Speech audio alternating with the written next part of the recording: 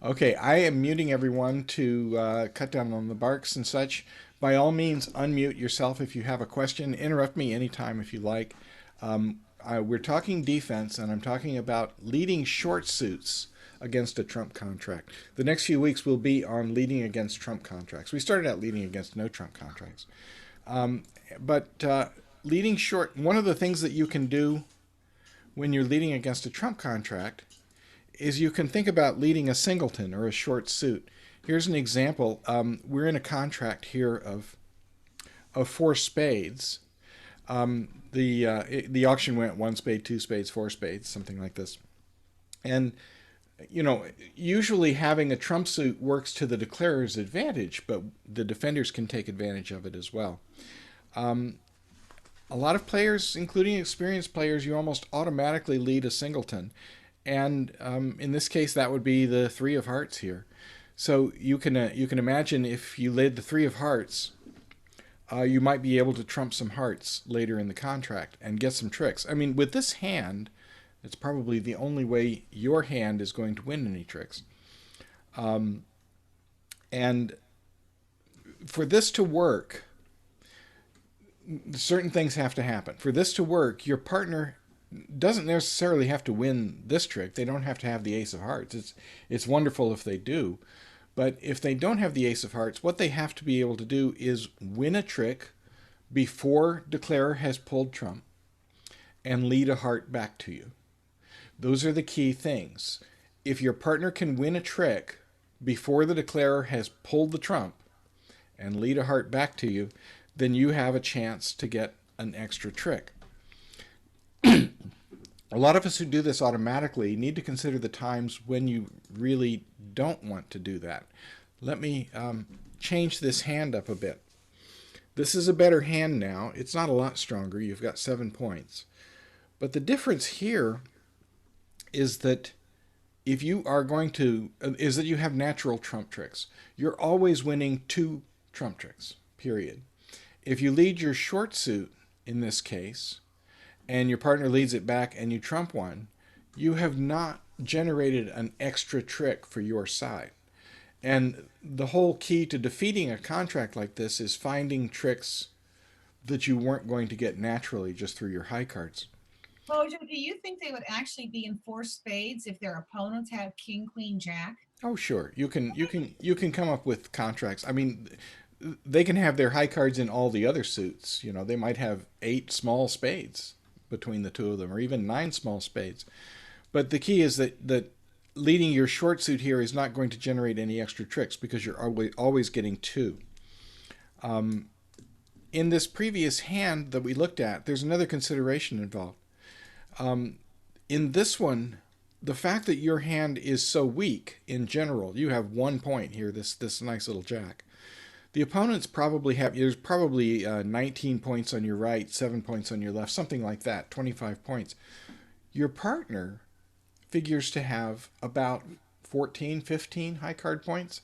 That means that they have a good opportunity to win a trick in time to send you a heart back and get a ruff. The stronger your hand is, the less likely that is possible. Let me show you an example of another hand. With this one now, again, we have the singleton heart that we could lead. But if you think about the division of the points in the hand, say there's 20 on this side, 6 on this side, or something like that, there are about 14 points outside of the declarer's hand. And here we've got 12 of them. So if leading a heart, is your partner going to be likely to win a trick in time to send a heart back to you? Probably not. The most that's left in the hand might be a queen, and it's just not a good chance for declarer to win any tricks. In this case, you've got a much better choice in, say, the ace of clubs. If this card wins a trick, you might consider leading your singleton after looking at the dummy, right? But you've got more opportunities there. You may see that the dummy has 3 cards in the clubs, and perhaps you can give your partner a ruff if your partner has doubleton clubs. But this is a hand where leading your singleton may not work out, may not be the best for your side. The odds aren't with you. Let me look at another instance where you might consider not leading the singleton. In this case, you have the singleton heart. We're in 4 hearts, of course. The difference here is that you've got lots of spades. Now, how do we expect the opponent's spades to be handled? I'm going to guess we've got 5 on this side, 3 on this side. My partner might have 1. It also could be 6 on this side, or 5 and 4, and our partner may have none. But if it's 5 spades in this hand, in the east hand, then we have a much better opportunity of making the use of the fact that we have long trumps. If we lead our clubs and we play the ace of clubs, the king of clubs, the queen of clubs, if declarer is short in clubs and we can force declarer to start trumping club tricks in their hand, then what we've done is started shorting them in trumps. If we can make him do it twice, imagine this. Declarer has 5 cards in spades, and the first time we can make him trump in his hand, he's down to 4. And if he has 4 and we have 4, that's a very uncomfortable position for a declarer. If we can make him trump twice, it could come to the point where he has 3 and you have 4. So you can see here where you may have something actually that's more useful to do than leading your singleton heart. Okay, I want to look at some examples, and if you can find the annotation button, I'm going to have you pick cards. Let's say here's the auction, and if you can annotate this screen, I want you to click on the card that you want to lead. What looks right for you from this hand? It goes 1 spade, 2 spades, 4 spades. Yeah, we're getting a few annotations there. Okay, those who are clicking are choosing the 4 of diamonds, the short suit. And why are we doing that? We're trying to get a ruff. We don't have a strong hand. There's a good chance that our partner will have a hand that can win a trick and lead a diamond back to us. Let's look at another one. Let me clear off all the annotations first. Mojo, where is the annotation button? It's in your Zoom controls. I can't tell you where on your screen, but it's What does it say? It says annotate, and it has the icon of a pencil. It could be under the ellipsis for more, something like that. We'll get you can find that some other time. Let me put up another hand. Here's the contract. It goes 1 spade, 2 spades, 4 spades, and this is your hand you're leading from. Choose a lead from this hand. Would we lead the 5 of clubs? All right.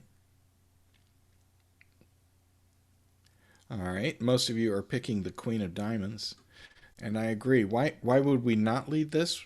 Here's the thing. We have natural trump tricks. We're always winning 2 trumps, possibly 3, if we can capture the 10 of spades. So let's attack the diamonds. And since you have, I like that one. Since you have a nice sequence in the diamonds, there's a chance that we can establish some diamond tricks, or perhaps force declarer to rough in his hand and work like that. All right, let's look at another one, and I'm going to have you choose a card to lead.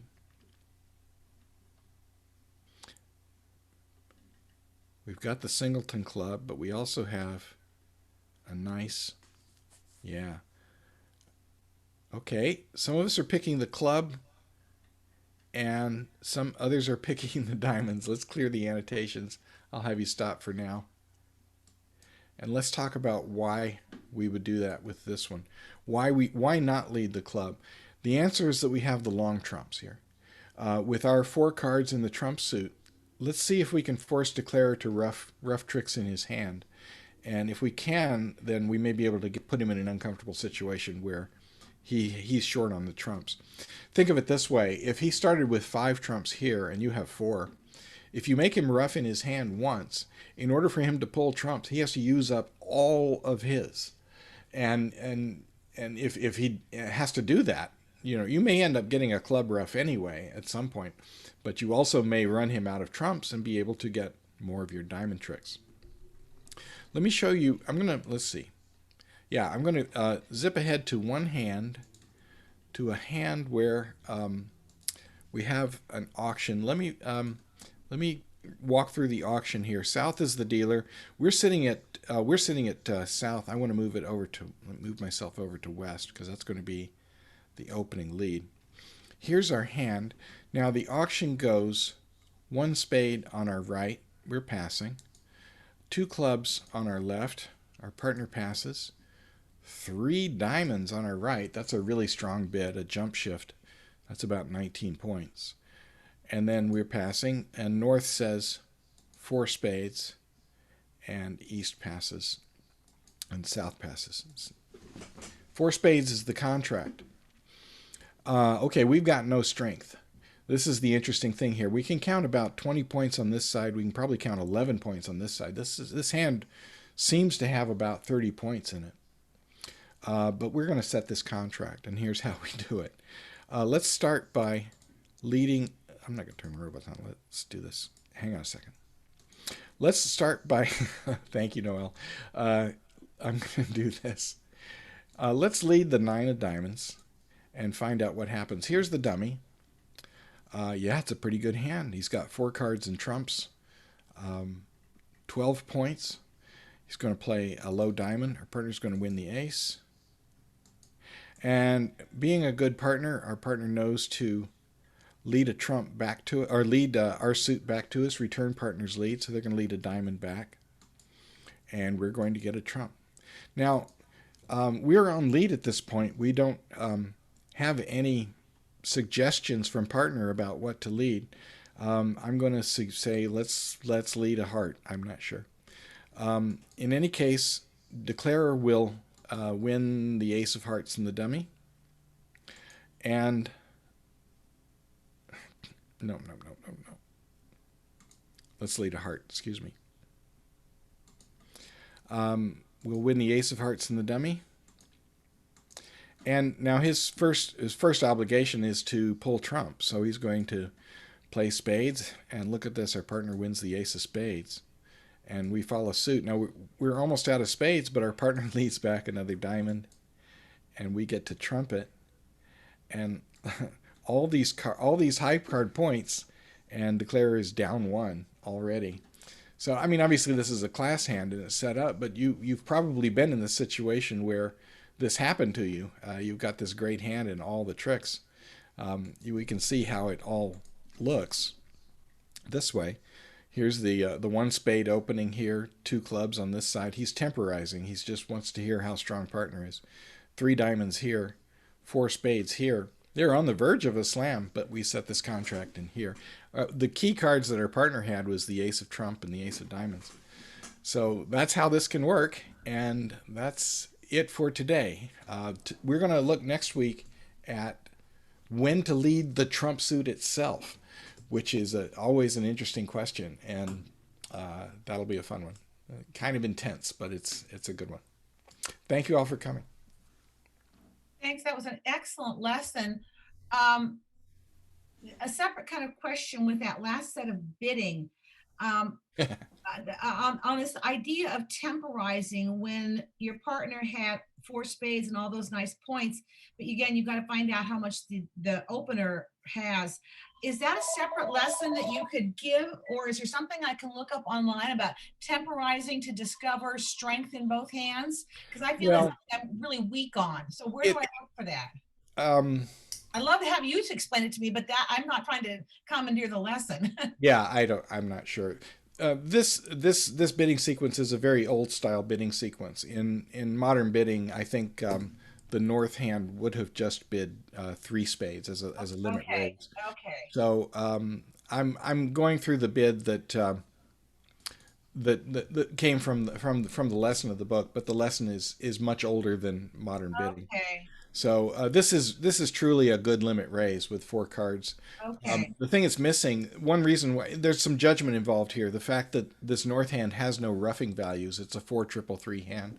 So a player who bids with this hand may choose, instead of doing a limit raise, they might just do a temporizing 2-club bid, and then see where they're going from there.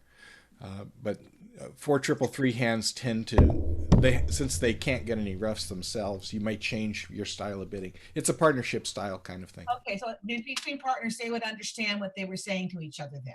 Oh yeah, Okay, thank 'Cause you. wasn't that a 2/1? Oh, that, it is a 2/1, but It doesn't have 13 it- points. well, if the partnership is playing 2/1 game forcing, it is. But if they're playing standard American, a 2/1 is just 11 points or 10 points. True. Right. Yeah, you have to go back to the basic system that they're agreed upon. okay. Thanks, Mojo. You bet. Okay, thank you. Awesome. you. Thank you. See you next week. Thank you, Thank you, Mojo. Morris.